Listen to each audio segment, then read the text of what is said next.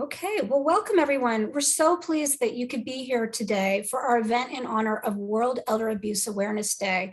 This event is called From Loneliness to Resilience.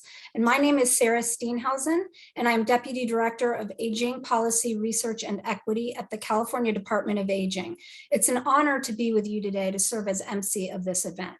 And while we had hoped to hold today's event both in person and virtually, due to a recent surge in COVID cases, we really felt that it was best to make this a fully virtual event.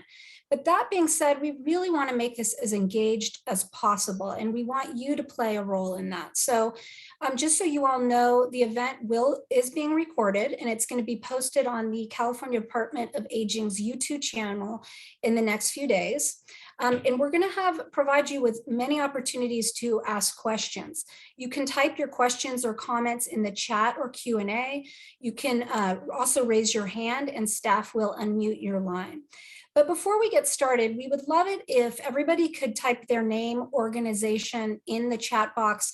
And we'd also love to hear something you have done in your own life or in your community to combat loneliness and isolation during the pandemic. So a little bit of background about today. World Elder Abuse Awareness Day was launched on June 15th, 2006 by the International Network for the Prevention of Elder Abuse and the World Health Organization at the United Nations. What we call it as WEAD. WEAD offers an opportunity for communities around the world to promote a better understanding of abuse and neglect of older adults by raising awareness of the cultural, social, economic, and demographic processes that affect abuse and neglect of older adults. So just a few facts. 1 in 10 Americans aged 60 years and older have experienced some form of elder abuse. And unfortunately, what we do know is that it's often very much underreported. It's estimated that for every 1 case of elder abuse that's reported, 44 cases are not reported. And on top of that, only 1 in 14 cases of elder abuse come to the attention of authorities. So clearly, we have a lot of work to do. So as I said, the title of our event today, which is From Loneliness to Resilience, really resonates with where we are as a state and a country today. I think after the past 2 years plus of this pandemic, we can all relate to the critical issues of loneliness, isolation, and how we also have shown such resilience in our society. We learned during the pandemic the true impact of loneliness and isolation on the health and well-being of older adults and people with disabilities.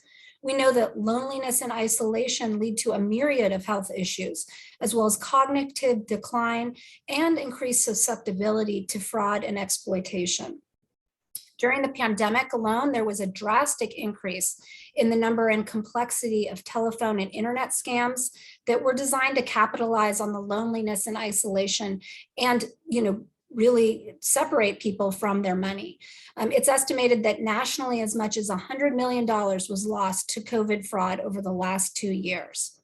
So this really spotlights why Goal 3 of California's Master Plan for Aging focuses on inclusion and equity to create lifelong opportunities for engagement and inclusion and to protect all older adults and people with disabilities from isolation, discrimination, abuse, neglect, and exploitation. And I think through all of this, we've also learned how effective California's home and community-based services network can be at combating isolation and loneliness in the community and expediting new approaches to keeping older adults and people with disabilities connected to the services and supports they need across the continuum of care. So with all of this today, we're so pleased to have a very timely and important conversation that looks at the impact of loneliness and isolation on older adults and what we all can do at the societal level to address this public health issue. We're so thrilled to be joined by Stu Maddox and Joseph Applebaum, who will share an exclusive clip from their latest film, All the Lonely People, which places a human face on the hidden epidemic of chronic loneliness and social isolation. After we watch a clip of their film, we will engage with them in a facilitated discussion looking at different aspects of the film, its impact on our societal conversation, and importantly, the role we all play in addressing this issue. I'm really pleased that after we hear from Stu and Joe, we will be joined by Claire Ramsey, who's Chief Deputy Director at the Department of Social Services. And Claire will lead a conversation with local leaders whose organizations have really helped to combat loneliness and social isolation during the pandemic and through today. But first, it's my sincere honor to introduce you to Senator Bill Dodd, who has been a leader in advocating for the rights of older adults and people with disabilities. Senator Dodd recently authored Senate Concurrent Resolution 112, which proclaims and acknowledges the month of June as Elder and Dependent Adult Abuse Awareness Month. So we're so appreciative of that. And we're now going to hear from Senator Dodd via a video message. Welcome to Senator Dodd.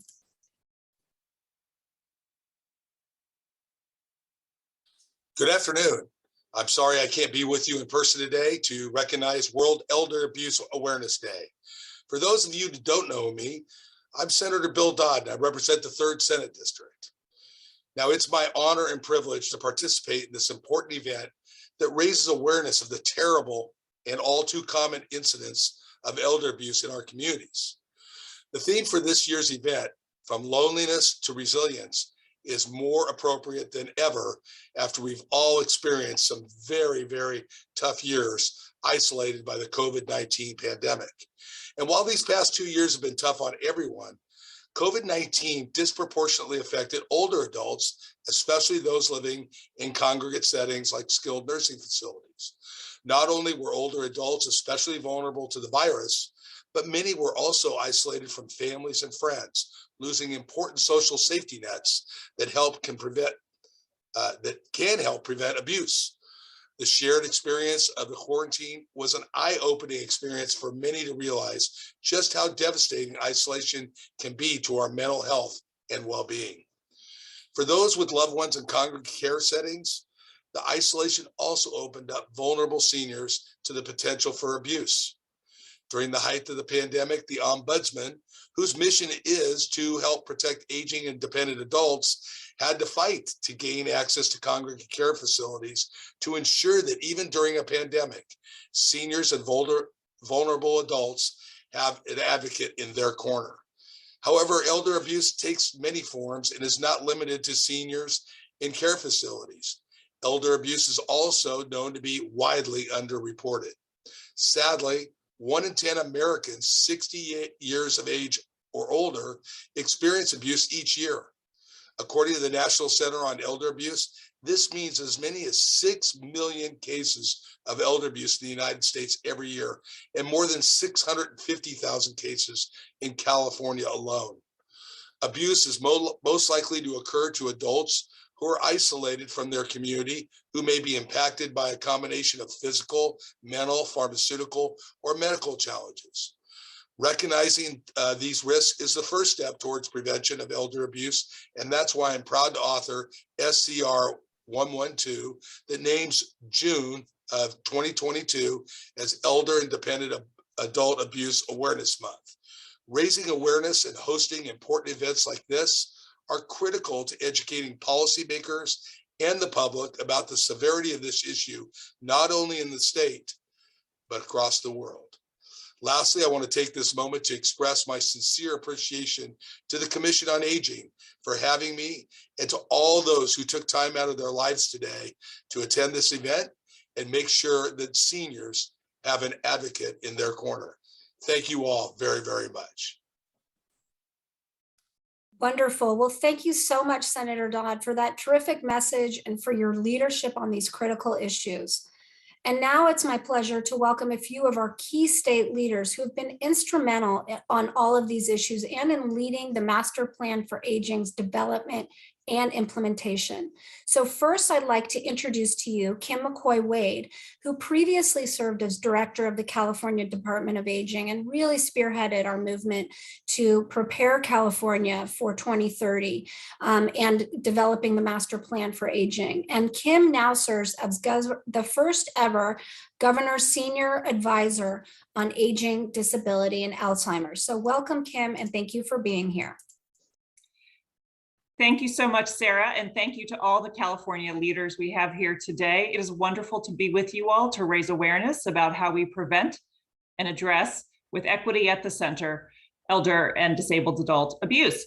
I'm so proud of the California way that you see on display, and we're going to hear more about today, where we have leadership, partnership, and equity embedded. And I can't help but lift up just a few of the many wonderful things that are happening in California to make sure we are a state for all ages and for all abilities, where we don't tolerate ageism or isolation. Did you know that in the middle of the pandemic, CDSS stood up a statewide adult protective services hotline in partnership with all 58 counties, so you could have one number but connect to your local resources? Did you know that the age for adult protective services dropped to 60 this year because of the Master Plan for Aging Advocacy? Because age is not a number, so that younger older adults can get the help that APS can provide. Did you know that the Department of Aging has a proposal to partner with county probate guardians to help older adults who need assistance managing their estates, something that happens unfortunately more and more with the rise of dementia? Did you know that CDA has another proposal to expand outreach for the long-term care ombuds program, which can help residents express their rights, families express their rights, and prevent abuse and neglect in nursing homes and assisted living? And I hope that everyone here well knows of the brand new California Elder and Disability Justice Coordinating Council, where in partnership with stakeholders across government, across the communities, with equity embedded from the start, we're mapping where we are as a state, and importantly, where we need to be and how we'll march forward the next 2 to 4 years to 2030 with Governor Newsom and Attorney General Bonta. So much going on. I just want to say thank you so much, and bring the greetings from the governor's office today to kick off Elder Abuse Awareness Month, and we'll be continuing the drumbeat all month with Elder Abuse Awareness Day, and to wish you the very best for this event. Thank you, Sarah. Wonderful. Thank you, Kim. What an important message, and highlighting this tremendous accomplishments that we've made to date, and so many more that I know we'll make over the next several years. So now it's my honor to introduce you to Susan DeMorris, who serves as Director of the California Department on Aging and is leading the way on all of the different initiatives that Kim just outlined. So welcome to Susan. Thank you, Sarah, and good afternoon to everyone who's gathered here, especially to all of you who planned and organized and made this possible for all of us today, especially pivoting once again because of COVID. I'm so glad that we could continue this virtually so that everyone could participate. Thank you. World Elder Abuse Awareness Day honors so many lives that have been lost, and it holds everyone today who is suffering from abuse, neglect, or exploitation. And it also carries hope for a future where all older adults are safe, secure, and supported. And we are so fortunate and proud in this state with our Governor Gavin Newsom, our Secretary of Health and Human Services, Dr. Mark Galley, and legislative leaders like Senator Dodd and so many others, that we have focused on a master plan for aging, and that of just 5 bold goals, one of them, goal 3, focuses on inclusion and equity, not isolation. So that will be our focus for the next 10 years. And events like today help us keep our focus where it belongs. At the Department of Aging, many of you on this briefing know well that the Department of Aging is centered on the area agencies on aging. In our state, we have 33. There is an 800 number for anyone who's listening in who doesn't know about the area agencies on aging. You can always call 1-800-510-2020 to be connected to the closest local office near you. We also support the Aging and Disability Resource Connections, and we do that in partnership with the Department of Rehabilitation and the state's independent living centers. And together, our AAAs and our ADRCs are the backbone of our information and assistance, and a place where anyone can get started if they have questions or concerns. So we encourage everyone to use that resource. We heard from Kim McCoy-Wade about the newly established Elder and Disability Justice Coordinating Council. It's very unique. It's modeled, we're the first state in the country to do this. It's very similar to what's happening at the federal level. But what's unique about it is we're bringing together Health and Human Services, Department of Justice, all of the state agencies and departments that have a hand in elder abuse, neglect, and exploitation around the same table. We've met twice now, and it's incredible the progress that the stakeholders have already made to build out a landscape for the future so we can close some of the gaps in our system and make it work better for the people who need it most. Also at the Department of Aging, we have the Office of the Patient Representative. This was established last year and funding was made available through the budget, and this supports individuals in skilled nursing facilities who are unrepresented. So increasingly, we're seeing older adults and people with disabilities who do not have family members supporting them and advocating for them. So in the case of the Office of the Patient Representative and our lead, Susan Rodriguez, who oversees that office, we will be working on behalf of unrepresented residents. And we're doing that with community partners around the state. And last, I think this group knows very well about the services and supports and resources provided by our state long-term care ombudsman and our 35 local ombudsman offices. Blanca Castro, who is California's state long-term care ombudsman and doing a fantastic job since January of this year, leading this network throughout the state, is here with us today and is on the call as well. Hi, Blanca.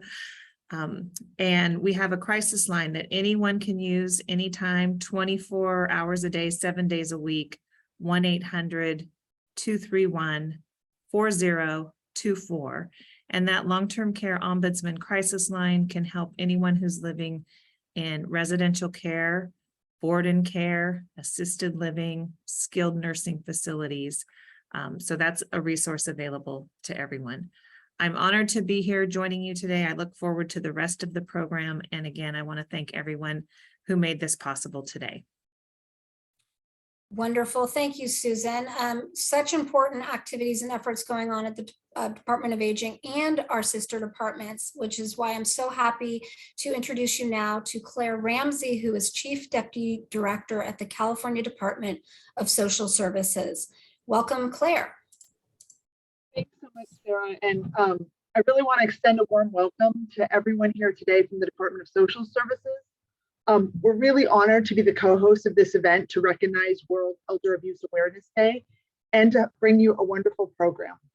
We're really glad to be here in partnership with you all today and to be able to come together to focus on loneliness and social isolation.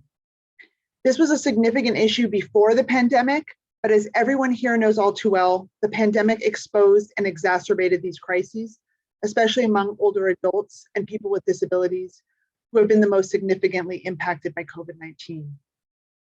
The Department of Social Services is committed to continuing to work to make the Master Plan for Aging a reality and to make our state disability and age friendly. As many of you know, as Susan just said, Director DeMorris just said, I just want to highlight a couple of the programs that the Department of Social Services administers, because many of them are focused on supporting older adults and people with disabilities to make sure they can live safely in their homes and in their communities. These include administering the Adult Protective Services Program, the In-Home Supportive Services Program, the Housing and Disability Advocacy Program, Home Safe, which is a newer initiative to ensure those who are connected to the Adult Protective Services system are able to connect with housing supports if needed. Project Room Key, which is a historic first in the nation program to provide non-congregate shelter to people experiencing homelessness during the pandemic. Our newest housing program, Community Care Expansion, which is expanding the number of licensed residential beds in our state, serving those who use SSI, SSP benefits. And we also administer the Community Care Licensing Program, which licenses adult and senior residential facilities throughout the state. We are really proud of the programs we administer, and we are hoping that as we talk today, you will see the ways in which these are really coming together to provide a network of support throughout the state for older adults and people with disabilities. So thank you again. I'm really excited to get going on our program and to see this wonderful film clip. So I'm going to start by turning it back to Sarah. Thanks. Thank you, Claire. It's wonderful to have you here. And thank you as well for the leadership of the Department of Social Services in organizing this event. So now it's my sincere honor to introduce Stu Maddox and Joe Applebaum, who will share an exclusive clip from their latest film, All the Lonely People, which places a human face on the hidden epidemic of chronic loneliness and social isolation. Stu Maddox is an award-winning producer and director of nonfiction media with international credits. His work has been featured in the New York Times, The Atlantic, Vice, and NPR's Morning Edition, among others. He has received 7 regional Emmy Awards, as well as awards from film festivals and on 5 continents. Joseph Applebaum is a television broadcast producer and documentary filmmaker with over 20 years experience in the national entertainment industry, covering most formats of the unscripted genre. Welcome, Stu and Joe. We are truly fortunate to have you here and are so looking forward to a very engaged discussion with you.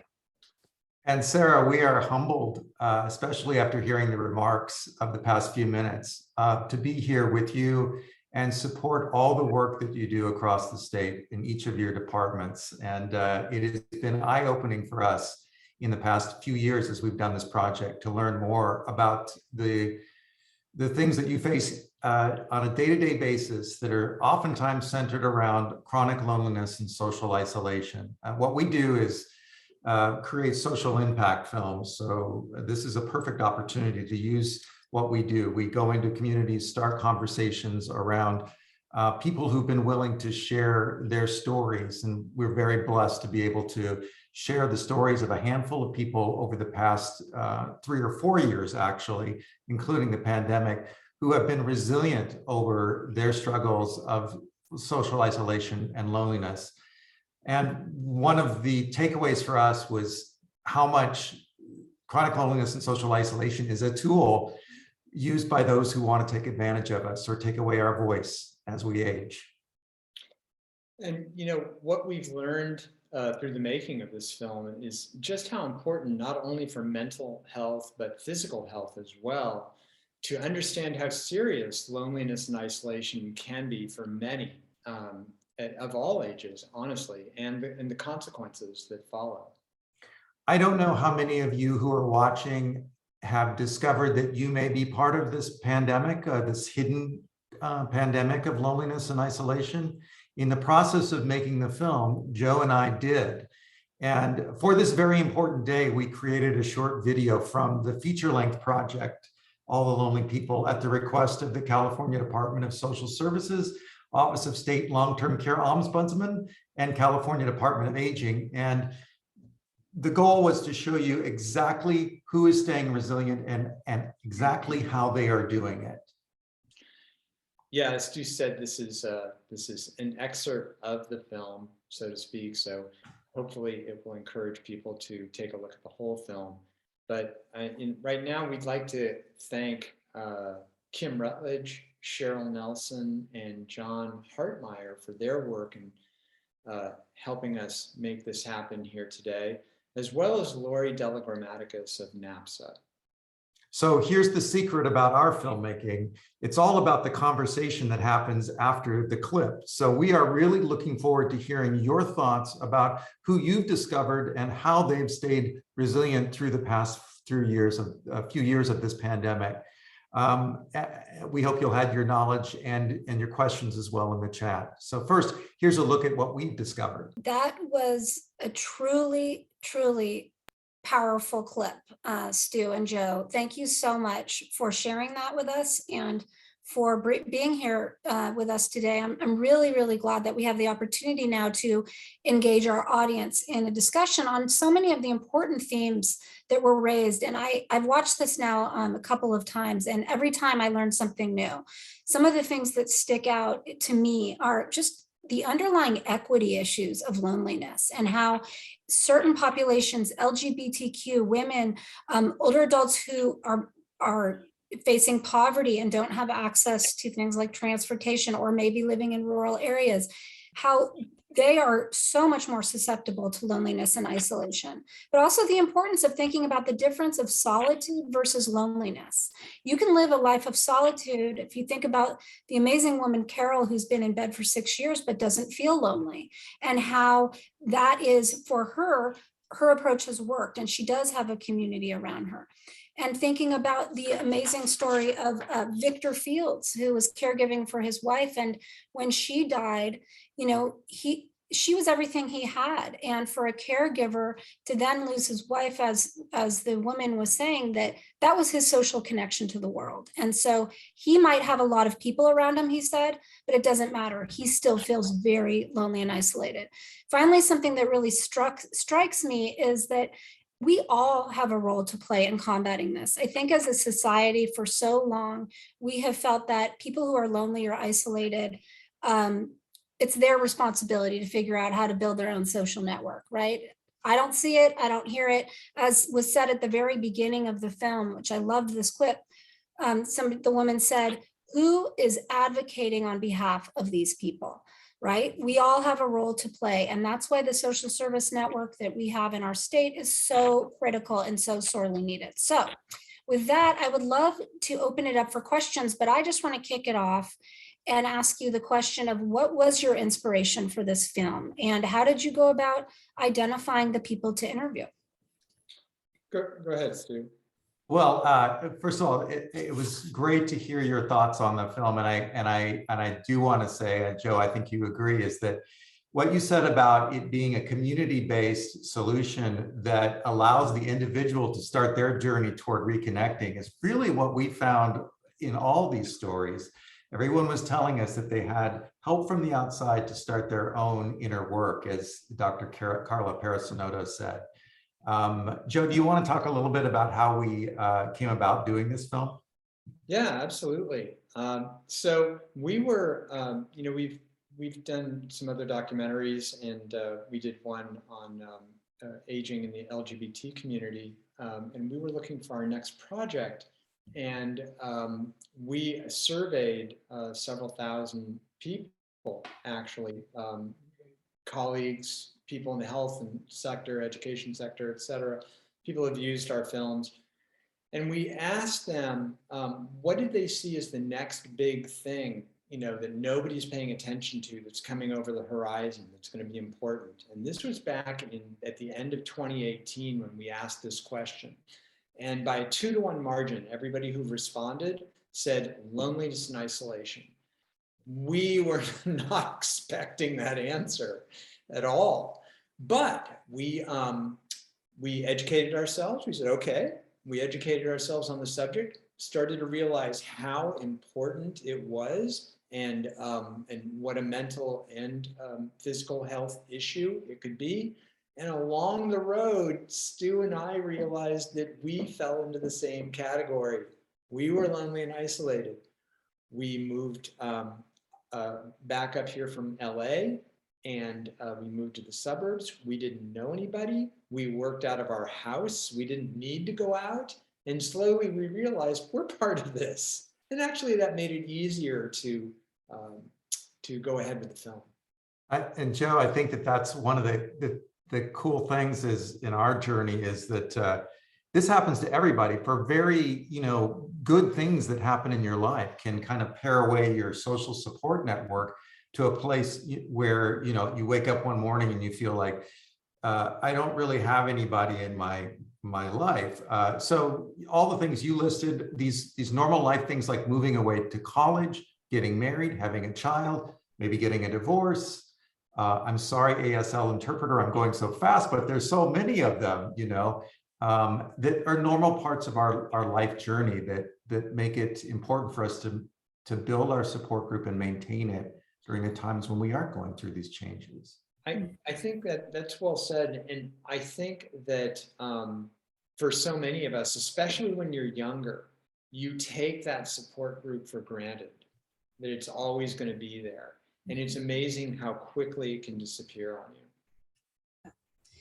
Yeah, and I was really struck by at the end of the film, when I love the shift to solutions and thinking about what are the solutions at a personal level, a societal level, and at a policy level, thinking about that.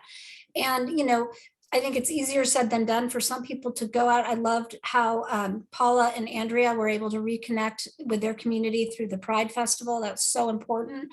A lot of times people don't have those opportunities, and that's why it's going to be so great that we can hear from some of our community leaders about how they've addressed this issue through their own programs. So I have a really good question that was raised in the chat. How do you start these conversations with those that you may suspect may be isolated and lonely, not wanting to cross any boundaries, but what are your thoughts on that?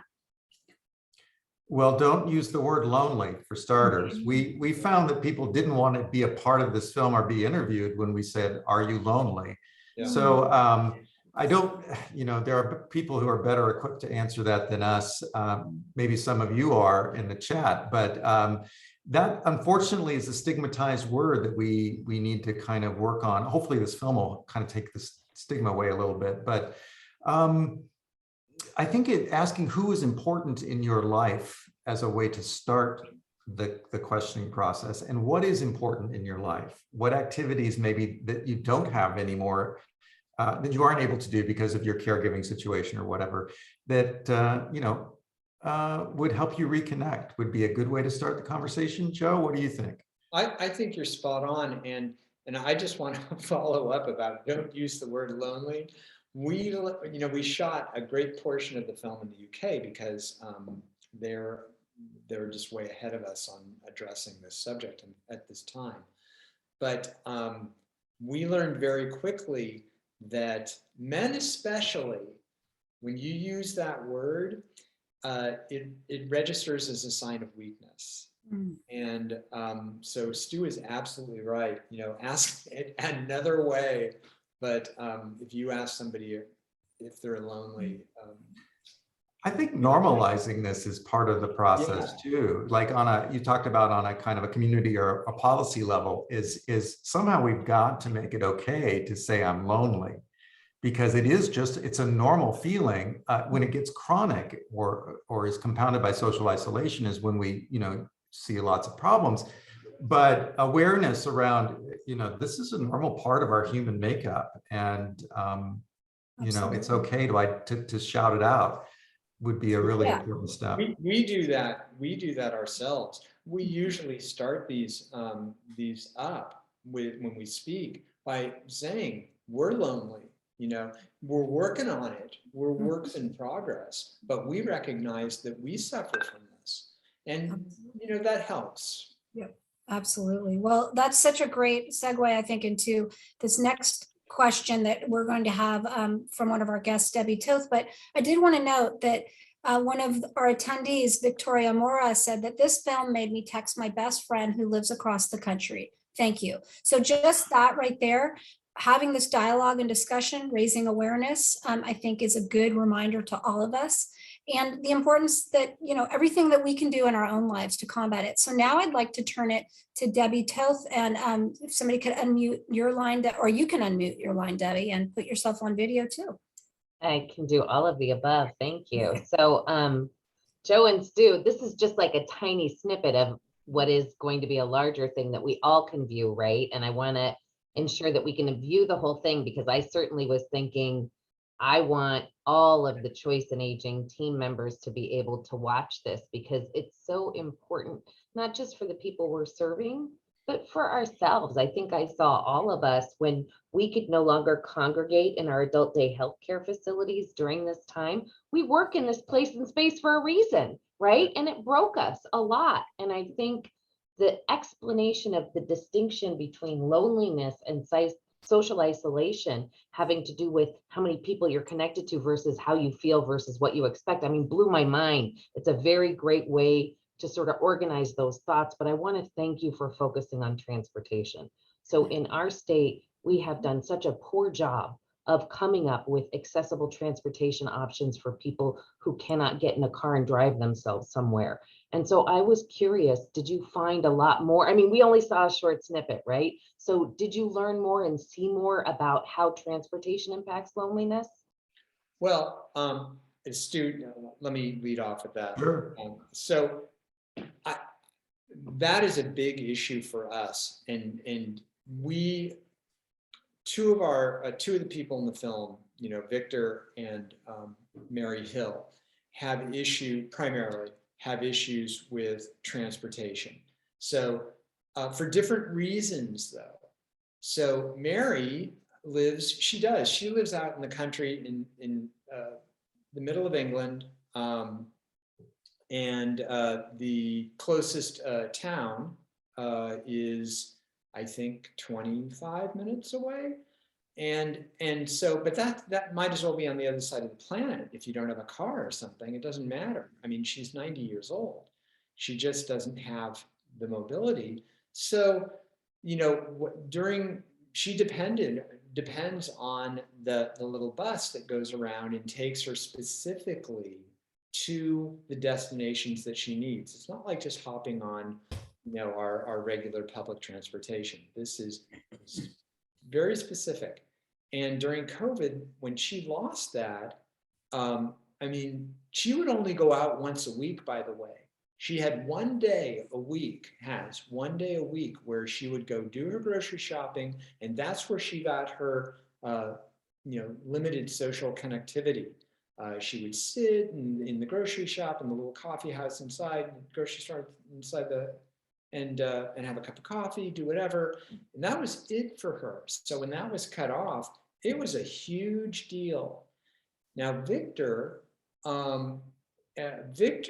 his transportation issues are from a different point of view. Victor he's such a great guy. He's got a car, he's got a motorcycle, but he turned to me one day, and I didn't really consider this. He turned to me one day when we were shooting, and he said, "You know what? I don't have a big circle of friends after his wife died, because they were all her friends." But he said, "You know what? I could get out and try and do things, but I can't afford to put gas in my car." Mm-hmm. So, so financially, his drawback was for financial reasons. Mm-hmm. Joe, that's a really good point. I hadn't thought about, since the prices of gas have just gone up so much, is we're going to have more people with transportation issues, aren't we? Yep. Who, we just took it for granted, right? Yeah, it's a little bit harder for me to drive across the bay now to see friends, so everybody's feeling it a little bit. Yep. I think also person-centered transportation was something that is really different, that helps her. The ability, she says, they carry my groceries in for me. Mm-hmm. Door through door. Yep. Through a door. So there you go. That says it all, I think. We live in an ageist society. I think that's a lot of part of this, because when somebody loses their ability to drive, it becomes very difficult to access what you need. And that's why Debbie's amazing advocacy on the transportation front is so important, because we need to have alternatives available for older adults and people with disabilities who are often forgotten in this conversation, right? And I love a question that Blanca raised, and it got me thinking too. When I watched the film, I noticed that so many of the people that you were speaking with were from the UK. And then you had noted in your opening comments that they are way ahead of us on this issue. Can you talk a bit about what the UK has done and how they're ahead of it, and what kind of recommendations you have for California and our nation? Yeah, well, there's a lot of very important work going on here. I think it's just a matter of time before, the path is similar, and we can talk about that in just a second. But I think oftentimes movements start through a particular event or person. In this case, there was a champion for loneliness and isolation who was a member of parliament, who was unfortunately killed in office, and that elevated the cause of loneliness and isolation to a national level. Her champion cause was now part of the national dialogue, and the Prime Minister appointed a minister for loneliness, and the National Health Service incorporated loneliness as a way to change health outcomes. And so sometimes it's just events that cause things to become more in people's minds, awareness higher. But I do think that on a community level, there has been much more of a looking out for your fellow person through COVID a little bit, and which has allowed for the safety net to stay intact for many people. And here, what's going on is I think we're rediscovering that a little bit more. We're also doing a lot of research around the causes of loneliness and what is most effective as far as programs. The National Academies just came out with a report that talked about how we've got all these great programs out there, and don't be afraid to try something that you think might work. But it's time to kind of see which of those is working. How do we quantify that? So that's where we are in different places. Yeah, no, it's so important. That just touches on the role of data in so many things. And first, identifying the problem, but then in also understanding what's working, what's effective, what are the best practices. And I know that in the area of elder abuse and neglect, as a state, we're way far behind in terms of data collection on that front end. So lots of work to do with that. Really interesting question that Elizabeth Anda has raised. She said, it struck me as very much true when the clip mentioned that a lot of the time the women in the family are the social connectors, and how elderly women, many of them, never learned how to drive because their husband did everything. Do you have any comments on other ways you found that gender roles in past generations may affect the feelings of loneliness in our population of older adults? I'm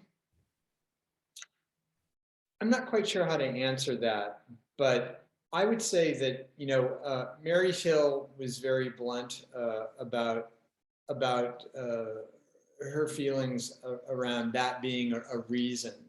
And we go into that into the film more between her and her husband. She felt very strongly that that had she been allowed to drive, and it just, from her point of view, it just back in the 40s, it was just, in England, it was not as common, and she I would go so far as to say she was a little resentful of it, but as far as women being social connectors, I would say that Victor definitely felt that, again, on camera and off camera, we got to know him really well. And when his wife got ill, he quit his job. He was her 24-hour caregiver. And there were friends, but they were all his wife's friends, and they were all around until she passed. Mm-hmm. Then, according to Victor, nobody checked in on him. Nobody, it's like, okay, they're gone. They're done. How's he doing now? Well, the last time I talked to him, he was doing well. He's quite the kidder. He has an amazing sense of humor. And he always puts on a good face. Wouldn't you agree, Stu? Yeah, I think everybody in the film is doing okay, including Victor. I think that intervention of men's sheds came through the National Health Service. It was I don't know how many of you are familiar with this concept of social prescribing, but it's basically the physician is able to kind of send you to a social worker who knows how to connect you with things you may have been interested in.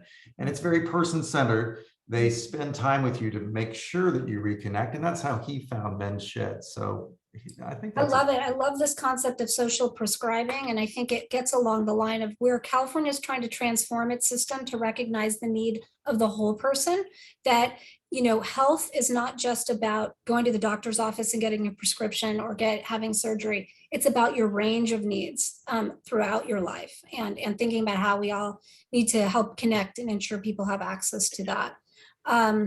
And another really interesting question, it's one about geography, and you touched on this bit before about urban versus rural. And it's really interesting, this is raised by Claire Ramsey, about how the geography of the participants is so varied, but some of the experiences are so similar. Did you find a lot of similarities between the rural and urban communities, and what was driving the loneliness? Stairs.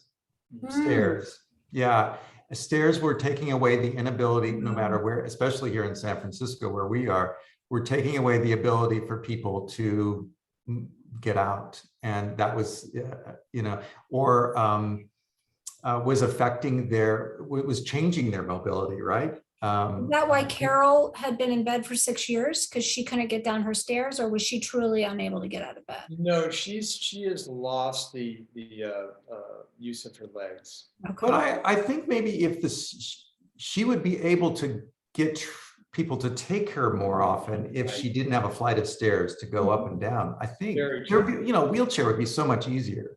Yeah. That's so interesting. Stairs. I never would have thought of that, And- whether I you're in know. a rural or urban area. And doesn't it make you think about the stairs in your own life?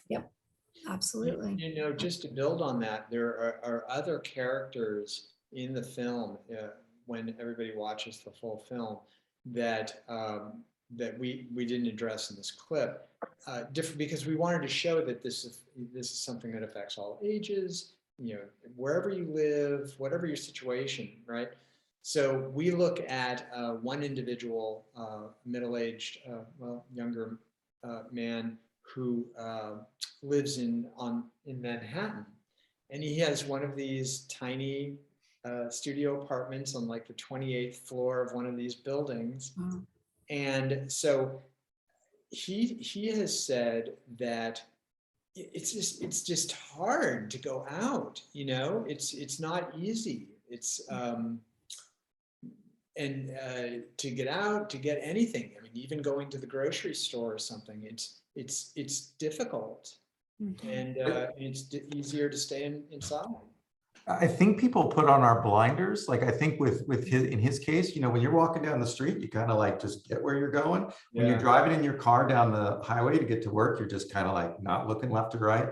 And we do that in the grocery store. We do that in our life now. We look down at our phones. We've got the blinders on, and it allows us to not have as much eye contact when conversations start, I think.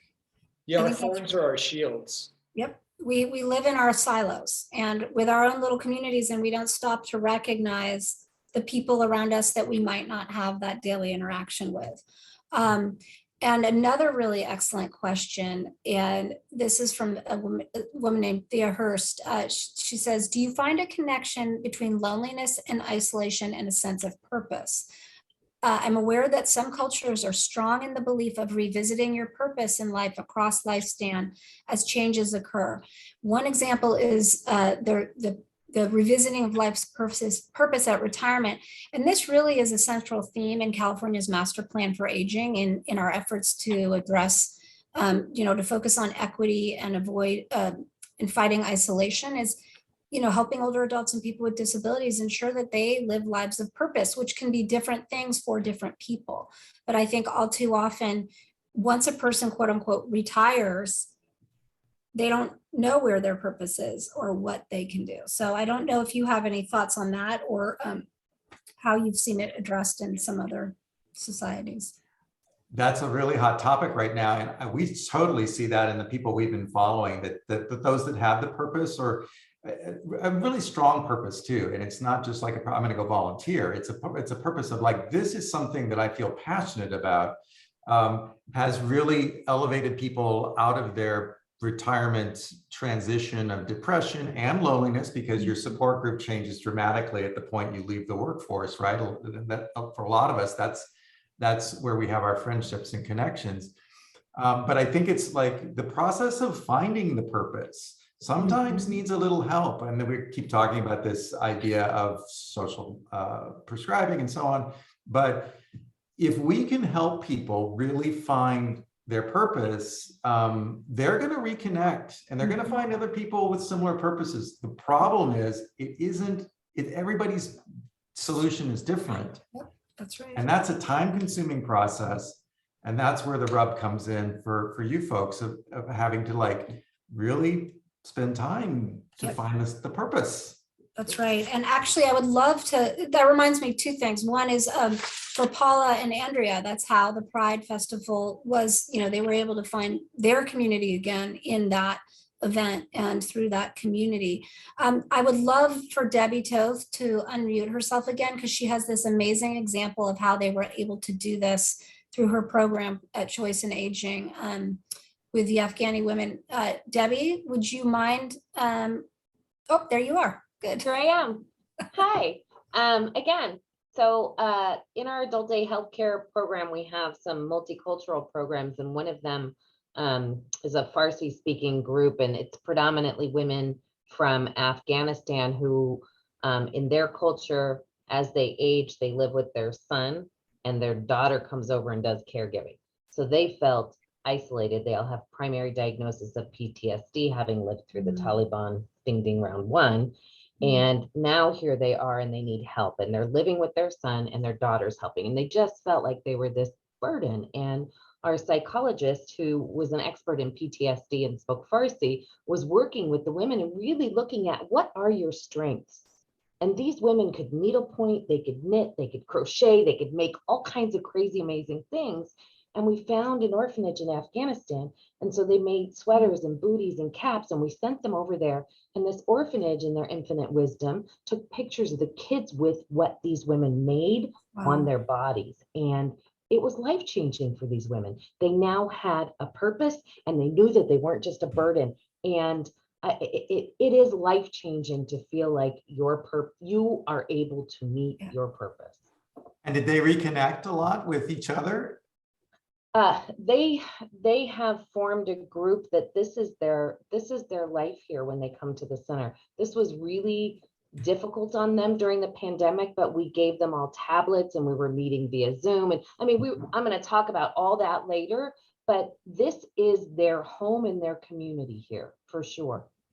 Mm-hmm. Cool. Absolutely. Well, and that's a great segue, Debbie, into a question that we got earlier, which I really like, from Megan Granada, about thinking about the role of technology. We often talk a lot about the digital divide, and it's a very big equity issue. And in fact, there's a number of initiatives at the state underway to try and not only have access to the actual,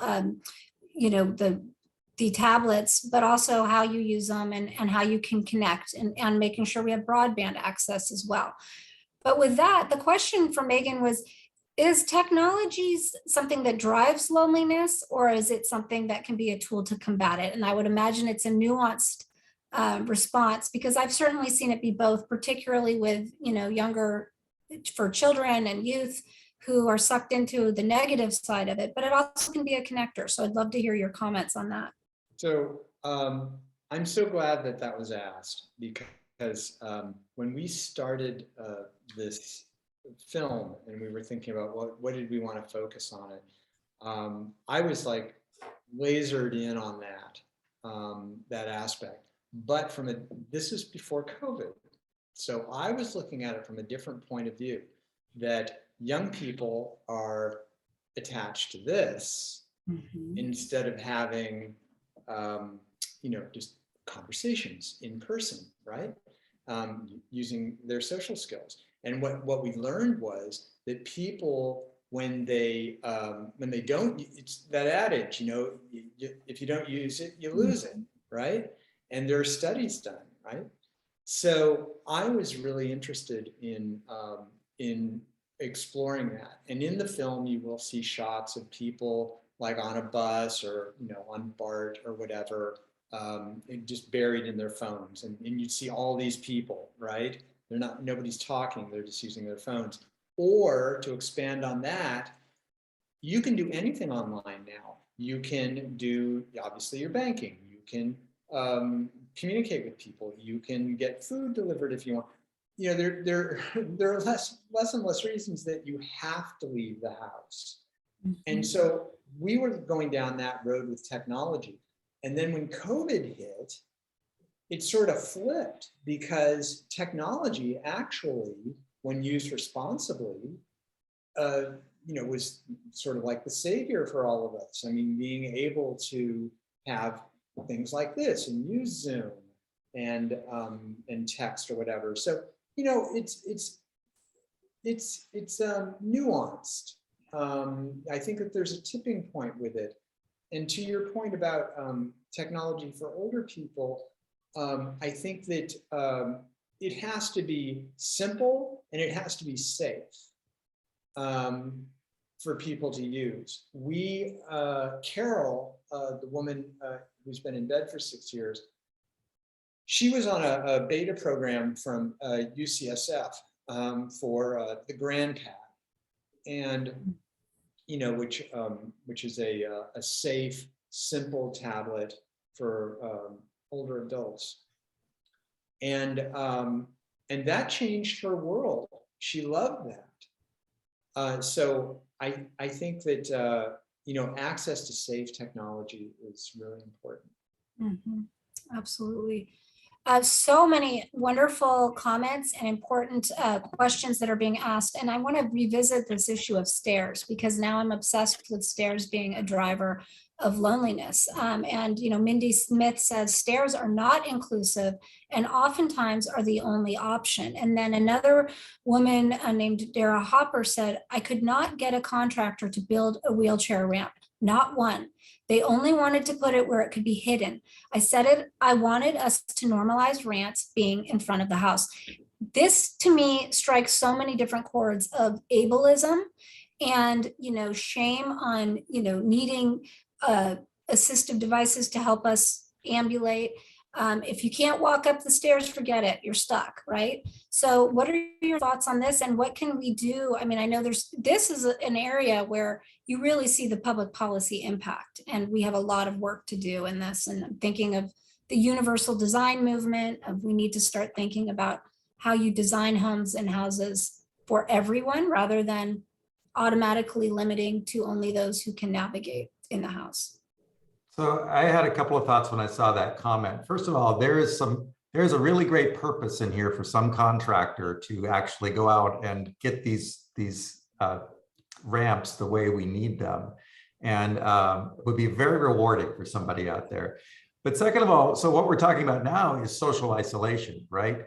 These are the factors that are isolating us. And so you talk about loneliness and it's an inside job, et cetera, et cetera. But as you said, the social isolation piece of this, seems to be a little easier to find funding for. Like, we're talking about changes in,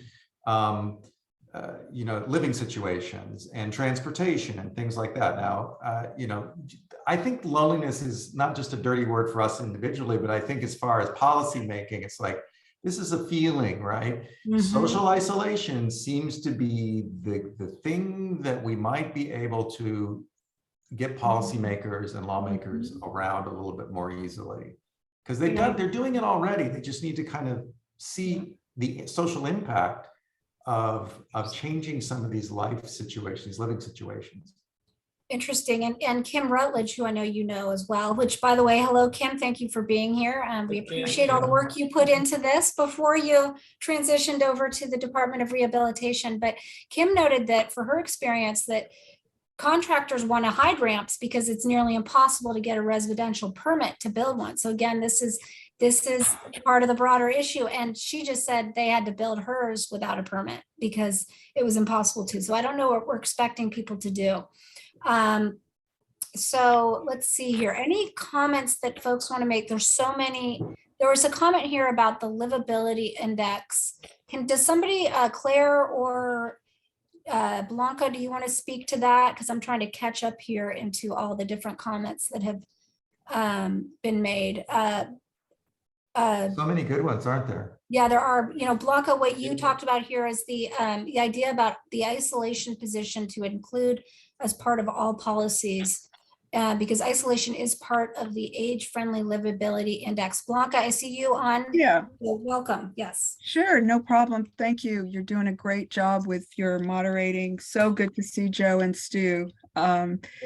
Again, very good to see you both, and thank you. The AARP age-friendly or livability index, it's something that you can actually type in any zip code, any city, county, state, and it gives you a score. And one of the elements of an age-friendly community is social connectedness.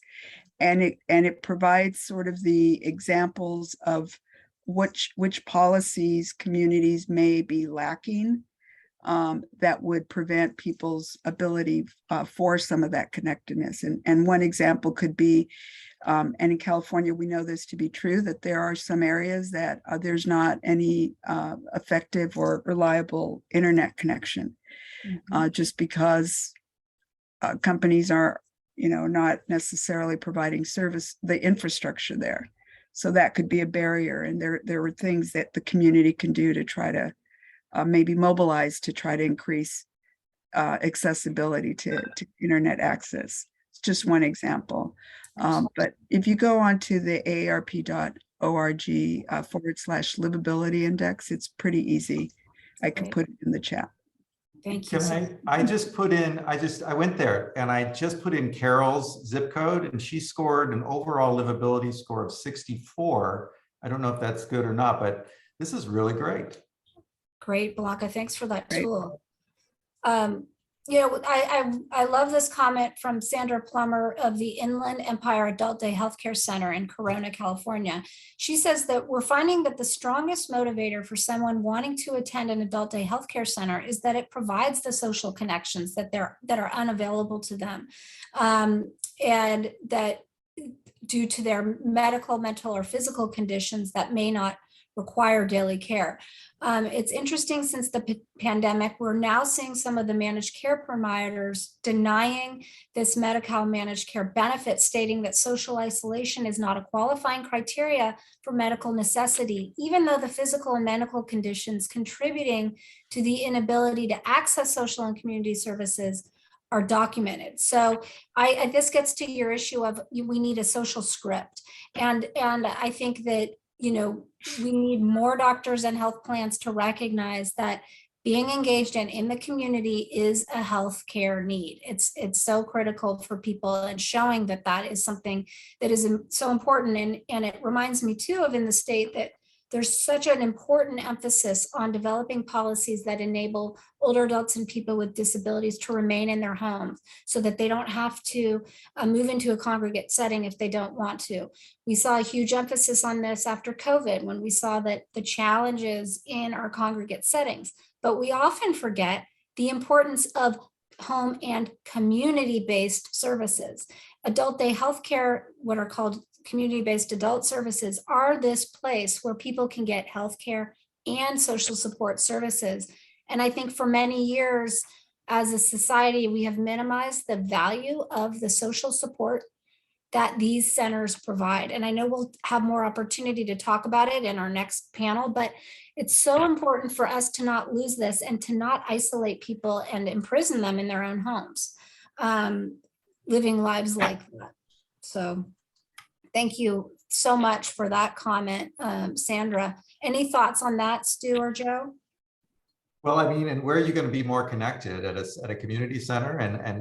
I think what we found is everybody's interested in inventing something new, but existing services are really, they've been doing this work all along. We just need to kind of like recognize that sometimes the systems are in place and need support. Yep, absolutely. We have about 3 minutes left. So if there are any other questions or comments that you all would like to make, this has been an amazing conversation. And I think that we would love to think of ways that we can continue engaging you in this work. And we'll definitely be in touch. Claire? I thought we have a great question from Rashawn to finish off a wonderful Q&A session, but he writes, with all of the older adults that were interviewed, especially those that have experienced isolation and loneliness for an extended period of time, did any of them appear to be suffering with signs of dementia and or were diagnosed with dementia, and sort of the cognitive side of all of this? None of our subjects did, I mean, unless you know something I don't, Stu. Not at this point. Yeah. But that's that's a film in itself. It's dementia, loneliness, and social isolation. Yep. Yeah, I think so. I mean, I could see Mary Hill potentially being but today she's doing great. But today she's doing great. Yeah. Well, this has been a really, really powerful conversation, Stu and Joe. I want to thank you so much for being here, and for all of our audience members for your amazing questions. And we look forward to now continuing this conversation with our next panel. And with that, I would like to turn it over to my colleague, Claire Ramsey, who, as you know, is Chief Deputy at Department of Social Services. Claire, welcome. Thanks again, Sarah. And I know I keep popping up on people's screen, and I just want to take a minute to really thank Stu and Joe for this wonderful film, and for letting us share a clip with all of you today, and for this just really, I think, important and timely discussion. And I'm really excited now that we can pivot from that great discussion into a wonderful panel with three amazing people who I want to introduce. If we can pull up, and if Debbie, Megan, and Nicole can put their videos on. I want to introduce them all and really highlight that our next panel is going to feature how local organizations in California have helped combat loneliness and social isolation during the pandemic. So a very timely discussion, and a very targeted one around how we can be working in our communities to make a difference. So let me first introduce my esteemed panel, and then let them introduce a little more about themselves. But first we have Debbie Toth, who's the President and CEO of Choice in Aging. Megan Granata, who's the Manager of Collaborative Programs at the Dale McIntosh Center. And Nicole Howell, who's the Executive Director at Empowered Aging and the 2021-22 Health and Aging Policy Fellow for the Committee on Ways and Means. So as you can see, we have three wonderful experts here to talk with us. And so I'd like to turn it over, starting with Nicole, to briefly introduce yourself and your organizations, and then I will kick off and ask some questions. And we'll go Nicole, Megan, Debbie. Claire and everyone else, thank you for this amazing conversation. I am struck today, as I began this work 12 years ago, that even maybe 7 years ago, 5 years ago, we could not have conceived of this amazing of a turnout of folks who are eager to talk about this issue, that we're referring to it differently, and with a much more collaborative approach. And I think that is really what I find heartening about this conversation. And so I want to appreciate being a part of it. So as Claire said, I lead a nonprofit that serves Contra Costa, Solano, and Alameda via a variety of programs, including friendly visiting, telephone reassurance, an elder abuse intervention program, as well as those long-term care ombudsmen that you keep hearing about, those superheroes in long-term care facilities working on behalf of residents. And over the last year, I've been focusing my time in DC looking at policy and understanding the levers that underpin some of our policies and programs. And I also find that listening to this conversation, I think as I've grown older and as I have some distance from California right now, I am struck by how salient these lessons around loneliness are for all of us at any age. I have dealt with some significant homesickness, and I just really feel like there is something so common about the need for human connection and the devices that help us and those that hurt us. So I'm really eager to talk with you all today.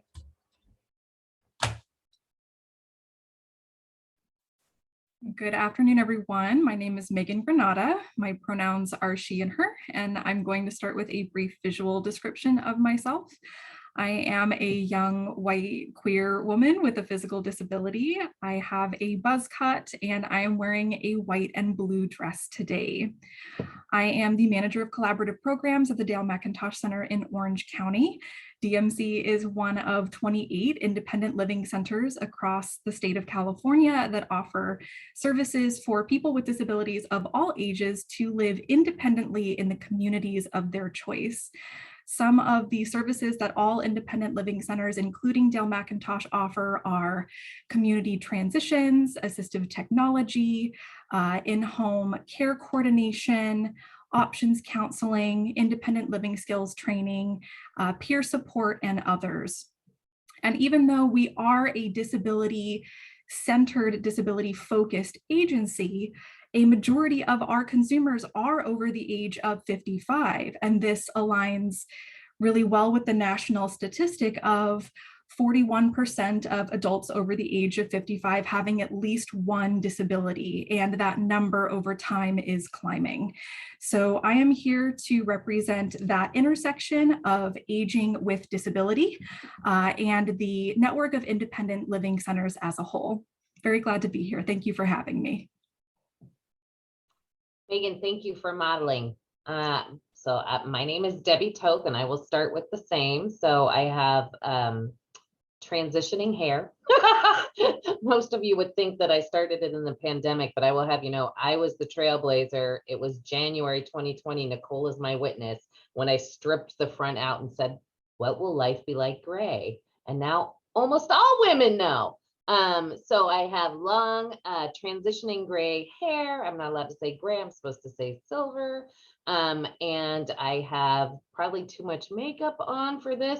And I have a very cluttered background with an adorable white bear with a purple feather boa and red cap and some sunflowers and a variety of things on my wall, including my favorite placard from my sister, which says, be the kind of woman that when your feet hit the floor each morning, the devil says, oh crap, she's up.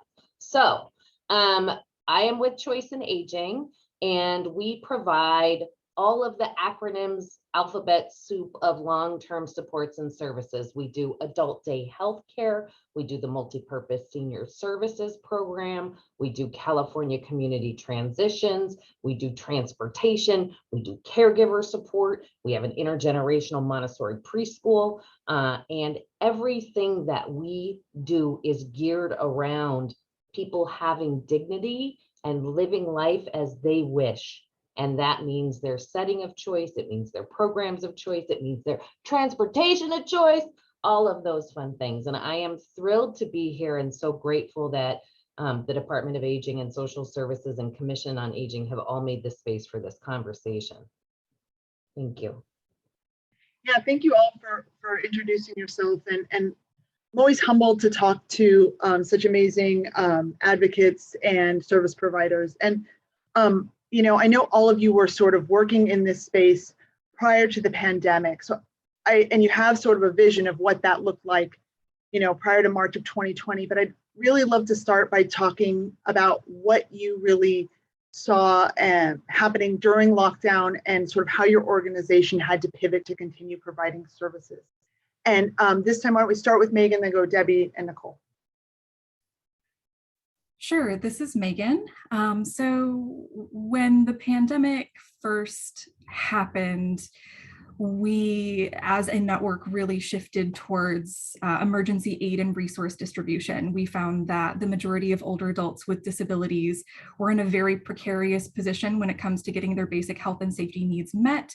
And so the Independent Living Center Network, we were fortunate to receive some CARES Act funds at the beginning of the pandemic that we were able to pour into a number of different areas with a focus on meeting those basic health and safety needs. Because when you're thinking about social isolation, you can't focus on higher level needs like social connection and engagement while you're still meeting basic survival needs. So that's where we poured our initial energies.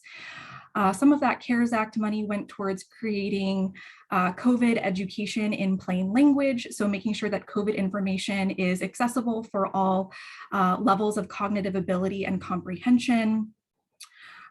We at DMC created a partnership with our local food pantry to do some home food delivery that then evolved to a funded partnership with local Meals on Wheels.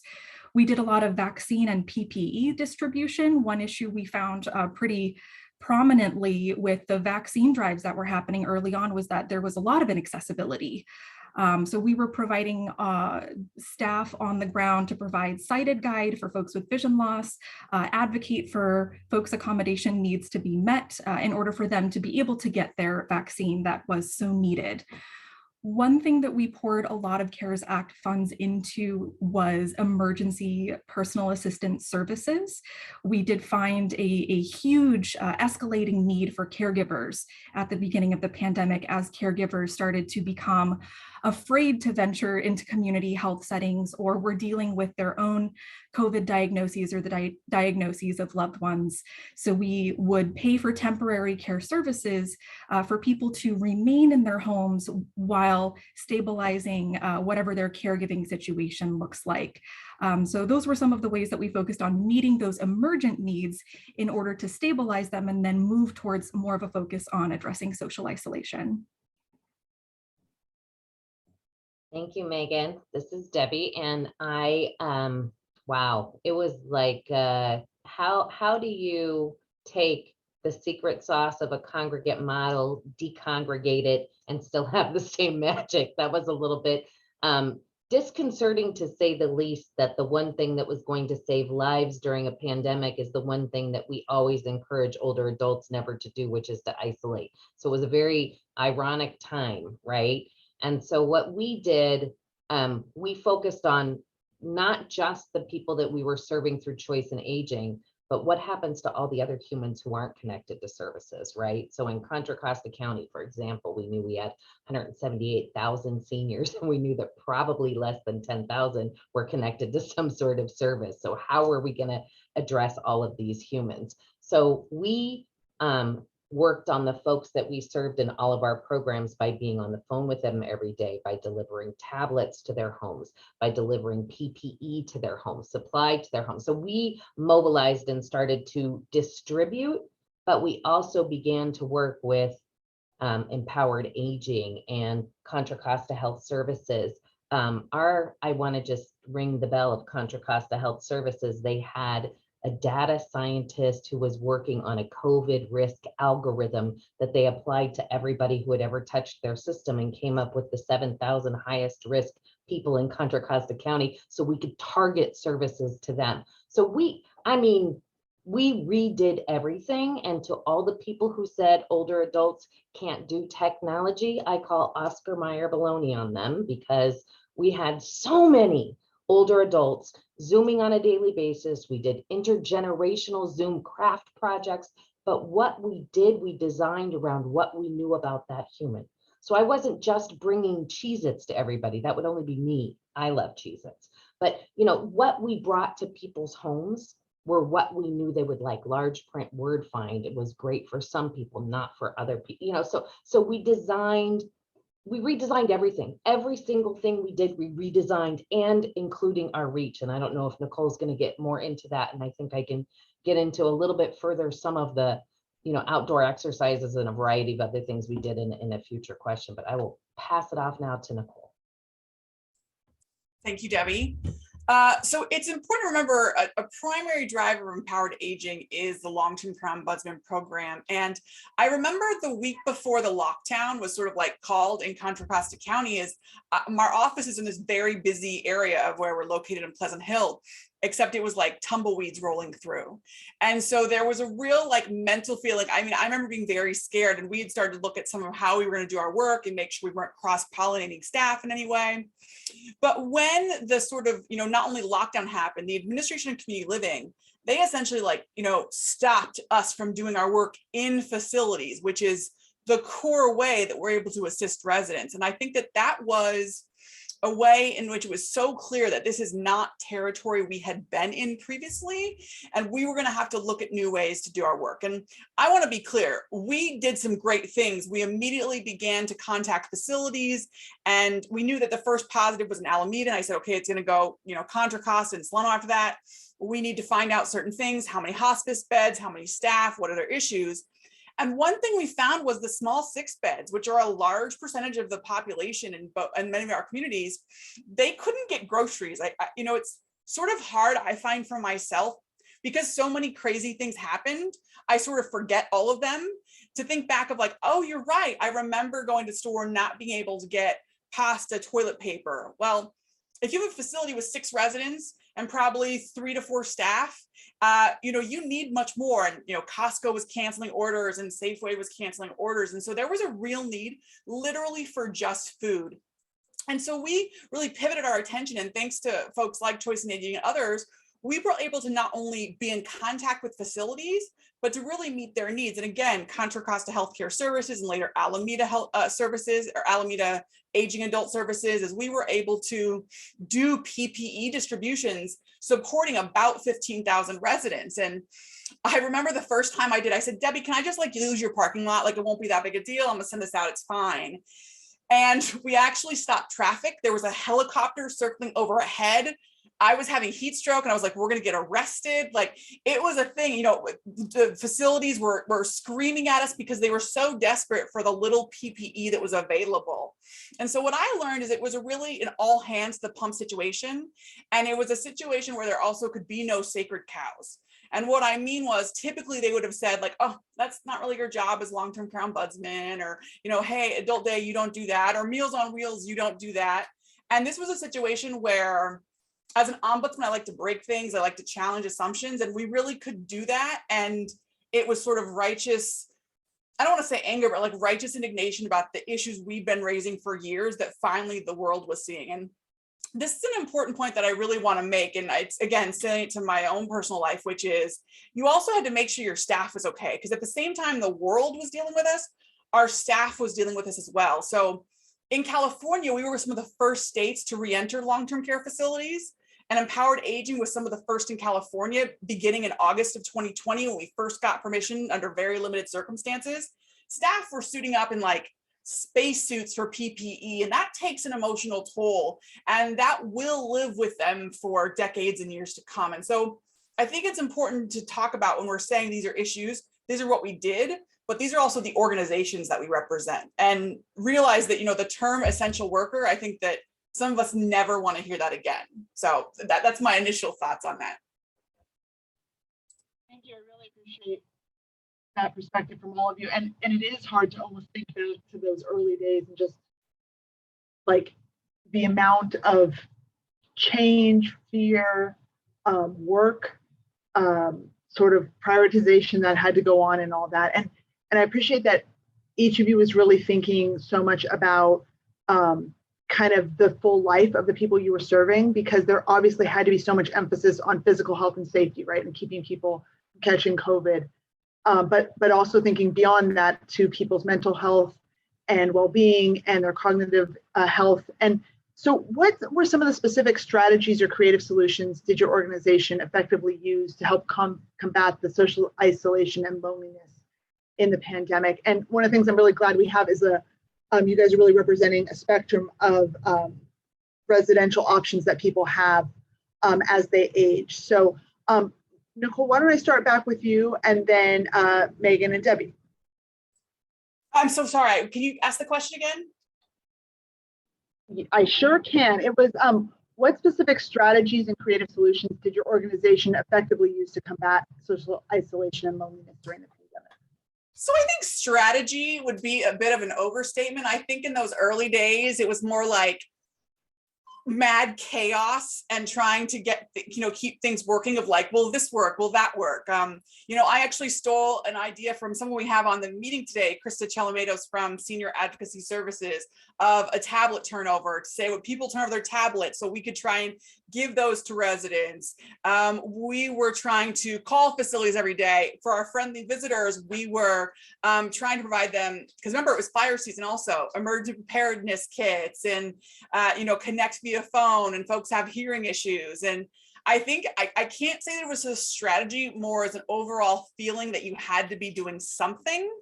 And if you didn't have the answer or resource, probably someone else did. So I feel like it was a real permission to collaborate and ask all kinds of questions. And I think that the truth of what my team members did is they continually thought of new ways to connect with residents and family members during a time that was really terrible. I do have one story. I was on a panel for Alzheimer's Association, and I had been clear of licensing is not seeing facilities right now, and ombudsmen are not permitted in.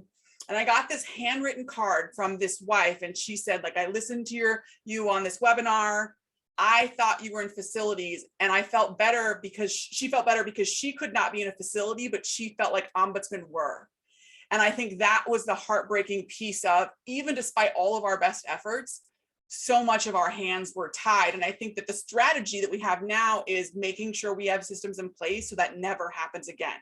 So no matter what happens, facilities are not permitted to simply lock down again for the future, both to family members and to any regulatory or advocacy group. And I think that's the real strategy that maybe we can employ going forward. Thanks, Nicole. Heartily agree with that.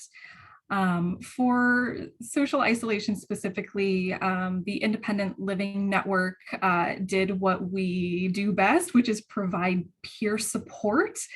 Something unique about the independent living centers is that we are required by law to have a majority of our staff be people with disabilities. I am a person with a disability. I have provided peer support to people who need it. And this was especially important at the start of the pandemic when fear was the prevalent emotion among people with disabilities. And here's a secret, we're all still terrified. That fear has not subsided. Peer support is still direly needed. And you have older adults with disabilities having additional reasons to be afraid because they are at doubled risk for COVID due to both their age and their health status. You have people who rely heavily on public transportation that all of a sudden public transportation, their only mode of transportation is not safe. Or people with ongoing medical needs that are afraid to go into health environments to meet those needs because that puts them at increased risk for contracting COVID. So the independent living centers like DMC, we focused on creating safe, inclusive, and welcoming spaces for older adults and people with disabilities to come and feel understood, be among peers who share those fears and share those experiences. We also had to make sure that when we created those spaces that the people who needed them were able to access them.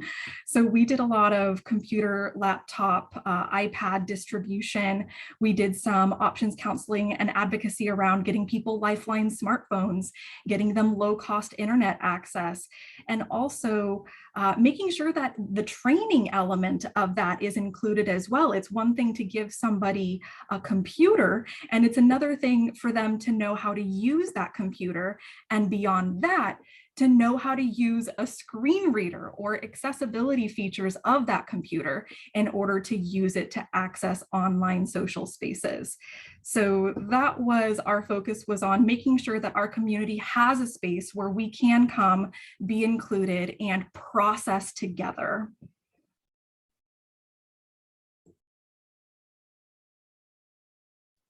Thank you, Megan. I was having difficulty finding my unmute, which my husband wishes was the case all the time. This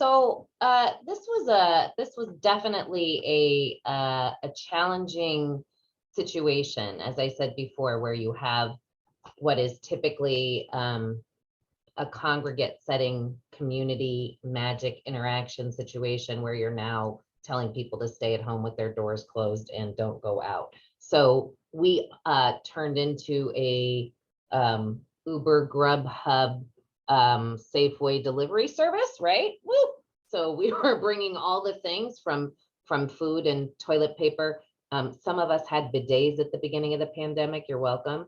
And didn't need to use all the toilet paper, so we could distribute what we had in our garage. Like we were all going through our things and bringing what we could to our participants. I did not want people going shopping and getting things from stores. So we were finding creative ways to put together care packages to deliver to homes, and we were doing things safely outdoors. So for example, there was one assisted living facility that had that specializes in working with people with mental health concerns. And we had lined up their residents on one side of the window, and we had our staff out 6 feet apart with masks on, with a boom box, and we did exercise together. We went into people's backyards and we sang, we brought guitar, we sang, we developed what we called our road show. And if it was somebody's birthday, we brought balloons, we sang happy birthday, we were outside in the street making lots of noise. So we came up with different things that we could do. And Megan talked about getting some CARES Act funding. We got some CARES Act funding. We got PPE fit tested. You want to talk about trauma? They put this beekeeper thing on your head and they spray nasty stuff inside of there. And you've got this mask on your face. And anyway, we all had that done so we could use the CARE Act funding. This is pre-vaccine, to send our nurse and physical therapist into people's homes to ensure, because the people that come to adult day healthcare, they have multiple chronic conditions and are at risk for hospitalization and skilled nursing placement without intervention. So we started delivering those level of services. We also did at Halloween an intergenerational safe Halloween parade. So we had our participants come with their caregiver. It was all outside in our parking lot. Our participants were with their caregivers 6 feet apart from each other, and our children came in their masks, in their costumes, and for their trick or treats, they were getting hand sanitizer, wipes. I mean, it was such a bizarre time, right? But I mean, we just took whatever we could to recreate senses of normalcy and the same connection and the same people. I also experienced that a personal experience of loneliness, isolation, and abuse with my mother, where she had somebody perpetrate fraud on her and steal money from her. Nicole and I had a very dear friend have that same thing happen. And I think that, you know, I imagine that this kind of abuse happens when there's isolation too. And so making sure that we were making phone calls to our friends and checking in with them and the older adults in our life to make sure these kinds of things weren't happening. So it wasn't just what were we doing with our adult day healthcare clients, what are we doing with our families and our friends and the people in our lives, you know, being connected to them, making those phone calls, checking in. So I don't think that I've covered everything that we did. There's a lot more to it, but I think those are kind of just the gist of how do we think outside the box, because I go back to that comment that was made about the adult day healthcare program being denied serving people because they need social connection. Without that social connection, there's depression, there is isolation, there is malnutrition, there are all these things that get exacerbated. So how we managed to not do that was very different, just based on who we were serving. So I think that was the big thing. Yeah, thanks. I appreciate you guys sort of giving that broad overview. And I really want to make sure we have time for this next question, which is really about sort of populations that were even at higher risk. So, I mean, one of the things I just want to make sure, like, I'm sure everyone on this call knows that older adults, people with disabilities, were the most impacted and continue to be the most impacted by COVID. And so we want to like always have that in our frame, but we also know that there are a lot of communities with intersectional needs who are Black, Indigenous, and people of color communities, our rural communities, people with vision and hearing loss who may have had multiple intersections of impact with the pandemic. And just want to speak a little bit with each of you about sort of maybe what were one or two things that you did to meet those communities' needs, and sort of who were some of the communities that you really were able to focus on through your work. And do you want to start, Debbie, maybe start with you, and then Megan and Nicole? So a couple things. One, again, I told you we have multicultural programs. So we ensured that we could do Zoom. It was really funny at the very beginning. Our Russian program coordinator said, there is no way our people are going to do this. They're not interested. Let me tell you, there were 16 of them on Zoom every single day. And there was music Zoom. There was political discussion Zoom. I mean, they were the Zoom queen and kings of the entire pandemic. So making sure that they had the opportunity in the space to meet in their language, right? That was super important. It also was true with our Farsi women that they were meeting on Zoom on a regular basis. The conversations they were having were happening in their language, right? So this was a super important thing. And then our efforts when vaccines became available in Contra Costa, our county targeted disabled adults, older adults, people in congregate facilities, who was at greatest risk, low income senior housing, who was doing the least uptake. We looked at where there's a healthy place index score that looks at zip codes and assigns a score to how healthy that is.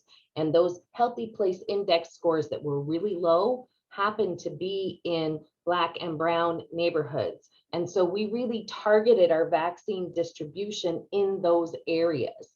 Our outreach, our mobile clinics, we delivered mobile clinics all over the county, but we targeted the areas that had the greatest spread, the lowest healthy index score, and tried to, Nicole and I worked with Dr. Levin and our team to try and make sure that we provided Zoom education sessions about the vaccines to the caregivers of people living in residential care facilities and the people who were lower income, less access, like the staff, right? Mostly women of color, a lot refugee and immigrant populations. So, I mean, we really had to target our work in places and spaces we knew were underserved.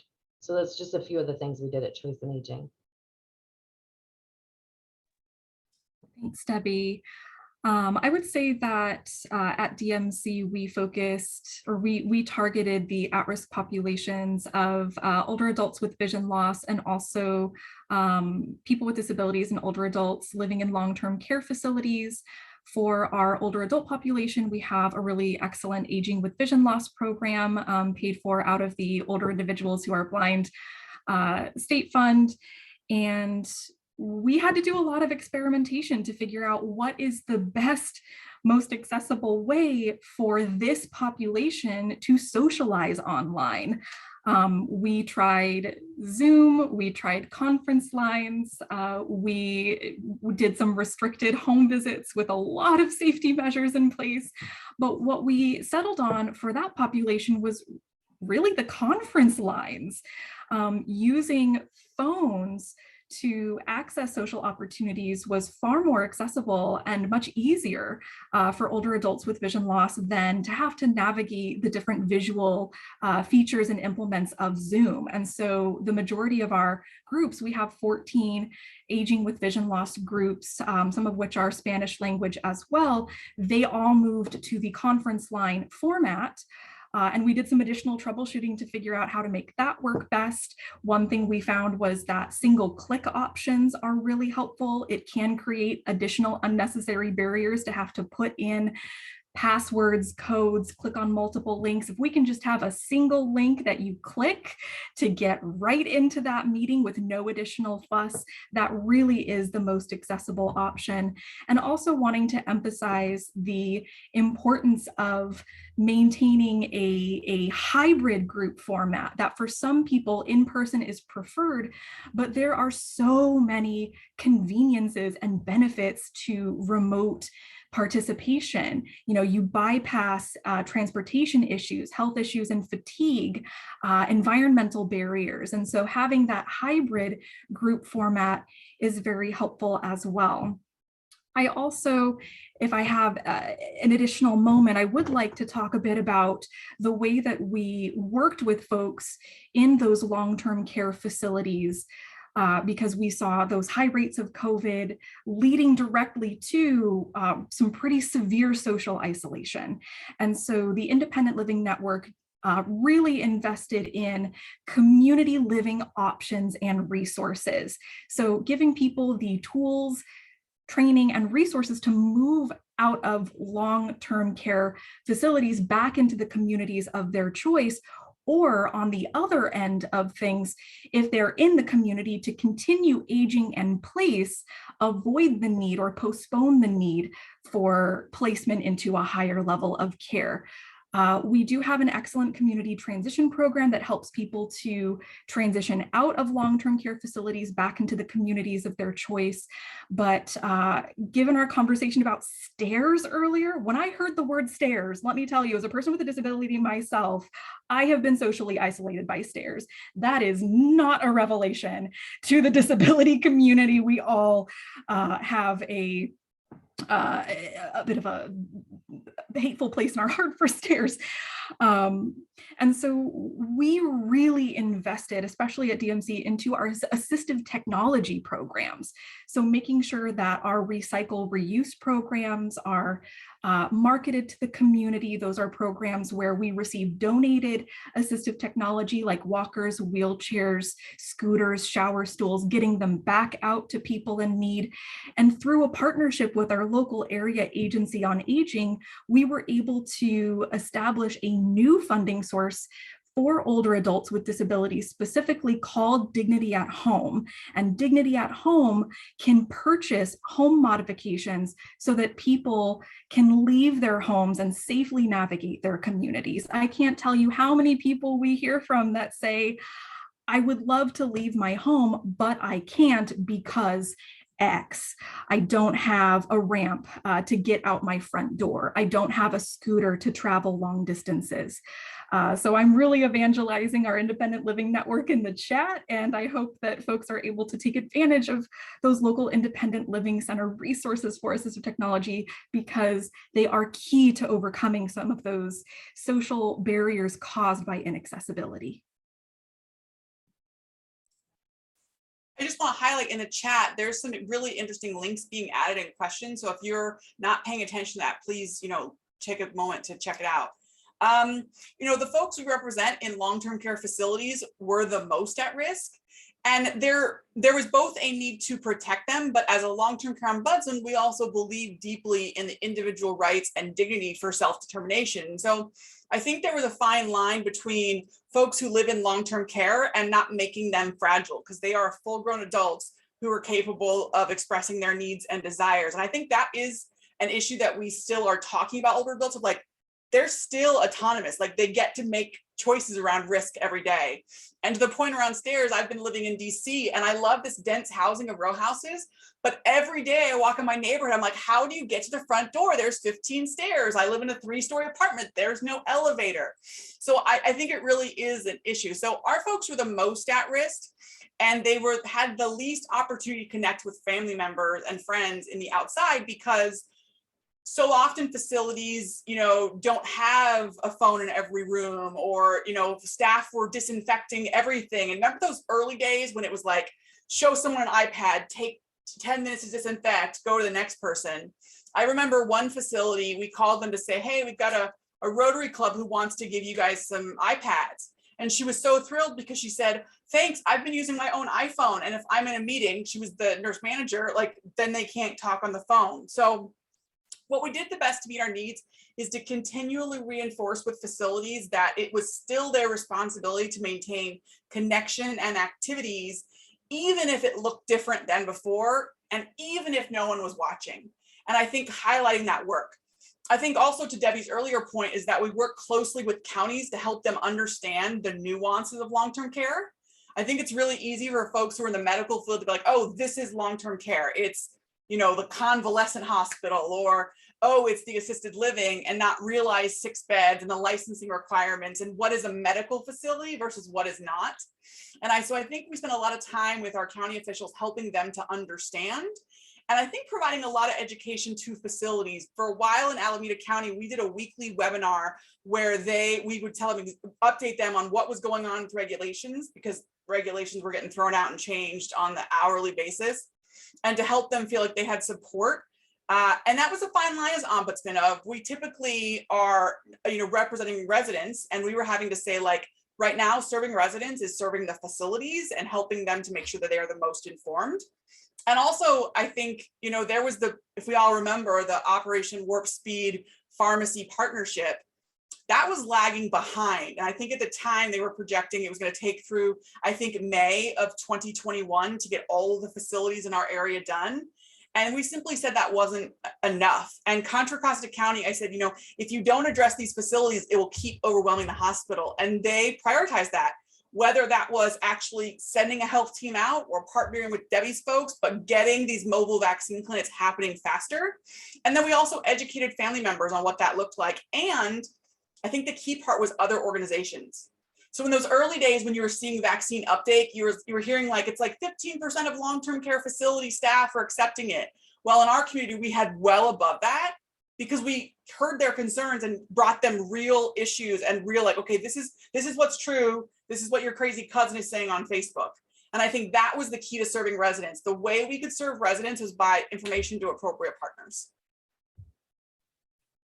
Thank you all. And we have 3 more minutes, and I want to ask each of you for a brief, thought, sort of to round us out here. I'm going to give you your choice, either something that you feel like you have done during the pandemic, which is still continuing, but that you really feel like was innovative and you want to keep doing, you feel like is a best practice, or if there's something, a policy change or a practice change that you feel like really we should be thinking about statewide. There's one of those that you would sort of want to end on, and give you a second to think. And I'm Nicole, I go back to you first, and then Debbie, then Megan. I think she knows not to make Debbie and I or one of us last, because it'll go on forever. There is a policy issue, and in California, we lead something called the Healthcare Career Pathway, which is a job training program for folks entering the allied healthcare profession, and we're building a pipeline for them. And a couple of things happened during COVID, which is our testing sites stopped operating for 6 months. So when we needed, like, CNAs the most to be working at one facility, we didn't have the testing option.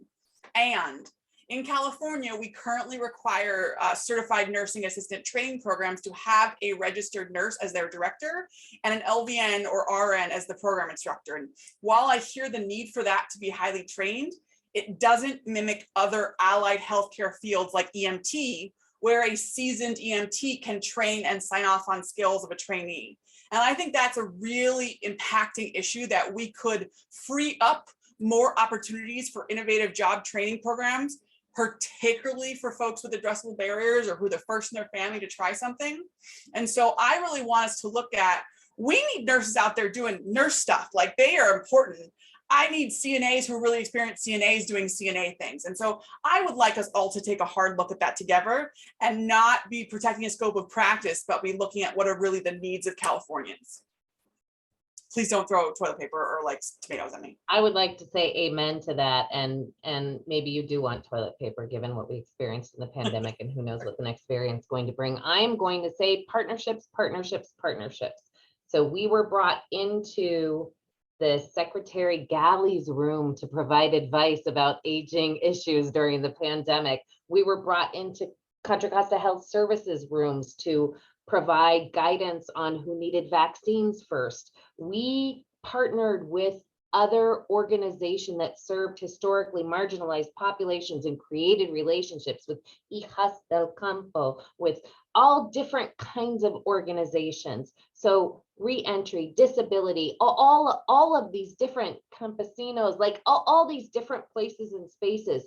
Our state and our county leadership needs to continue these partnerships and hear the voices of those that are on the ground with disabilities, who are aging, and the service providers. This is Megan. I just want to amplify that. I would say that is what we tried so hard to do in all of the struggles that COVID has brought us, is to exercise and lean on those partnerships. We're so used to functioning in silos, and that does a huge disservice to the communities that we serve, who are aging and disabled and BIPOC and queer and the intersectional practice is the way forward. And I have seen a push on more of a local and state level towards aging and disability joining forces. It's part of why I'm at this conversation today, which I am so incredibly deeply grateful for, that aging providers and disability providers serve a populations that overlap significantly and share a lot of the same needs and challenges. And aging and disability partnership is truly essential if we are going to meet the needs of all Californians who are aging. Well, with that, thank you all. Debbie, Nicole, Megan, you guys are all wonderful. I appreciate you being here so much. I appreciate all the many, many, many things you all did and continue to do to serve communities throughout the pandemic and beyond. And I want to turn it back to Sarah, but before I do, I just want to also thank the whole team who put together this wonderful event. Just a great team, and pivoting on a dime this week to change to a virtual format. I just want to thank them all before I turn it back to Sarah. So thank you all, and Sarah, I'll let you close out. Great. Well, thank you, Claire, and thank you so much to Nicole, Debbie, Megan for that wonderful discussion, just so rich on so many of the themes that we've been talking about throughout the day, and just the incredible work that you all have led in your communities to address and combat isolation and loneliness. So thank you for all of that. And also just a huge thanks, as Claire was saying, to the Planning Committee. I want to thank John Hart from Department of Social Services, John Hartmeyer, Cheryl Nelson, Jasmine Zandian, and of course, Kim Rutledge, when she was with Department of Social Services, who's now with Department of Rehabilitation. So glad that we still have her at the state. Aaron Van Duzer with the Child and Family Policy Institute of California, and then with Empowered Aging, Susanna Myers and Madeline Mitchell. And of course, our wonderful partners at the Commission on Aging, Carol Swartzlander and Lisa Coleman. And then my colleagues at the Department of Aging who really have led this work, Blanca Castro, our state long-term care ombudsman, and Kim, Lisa Menken, Akiko Arakawa, and Nelson Shaya of the communications team. Nelson, you were amazing to help us out at the last minute with turning this to Zoom. And then with the California Association of Area Agencies on Aging, thank you to Elisangela Vigil. I also wanted to note some of the reception sponsors. When we were going to be in person, we really are very grateful for the support of CFPIC, Empowered Aging, the California Association of Area Agencies on Aging, California Foundation on Aging, Justice in Aging, California Long-Term Care Ombudsman Association, and the Alzheimer's Association's California Government Affairs Office. And I'd also like to thank Stu and Joe for an amazing job with giving us their clip in the presentation, as well as hearing from Kim McCoy-Wade and Director Susan DeMorris as well. And finally, I want to really thank our ASL interpreters. You all do an incredible job, and it is so important when we talk about access to always have access of ASL interpretations. So thank you for putting up with our fast talking. And to everybody, to all of you who attended, what an amazing group. Thank you for all the work you're doing on your day-to-day lives and in the work you do. It was wonderful having your engagement through the comments and chat. And we look forward to our next event, and thank you again. Have a great day.